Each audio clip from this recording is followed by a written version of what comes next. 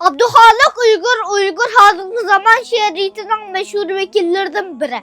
İnkılapçı, vatanperver şair Abdülhalik Uygur 1901 yılı 2. ayın 9. günü Turpan şehrinde dünyaya gelген. Kiçiğinden başlayıp ilim ve marifet öğrenmekle öğüsünü bağışlayan. Dihanlar kuzulanlara baş bulan. Jallat Şıngsay tarafından 1933 yılı 3. ayın 13. günü şehit kılıngan. Biz şairini mengü unutmayız. Ben gelecekte vatanımni ve halkımni zalimlerden kurtuluş için zalimlere karşı küreş çıkıman.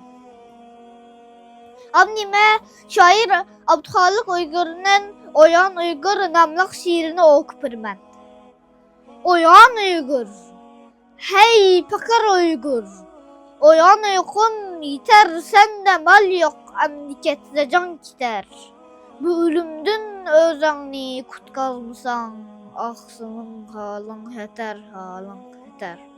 Kop dedim beşini gider, uykunu aç. Rakibinin beşini kes, kanını çeç.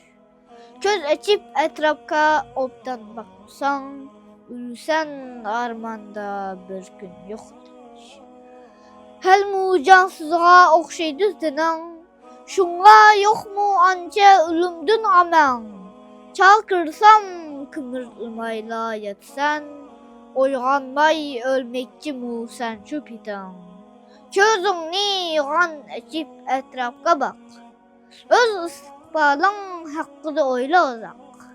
Ketsak oldun bu ganimet pürsti, kilecek işin çatak, işin çatak.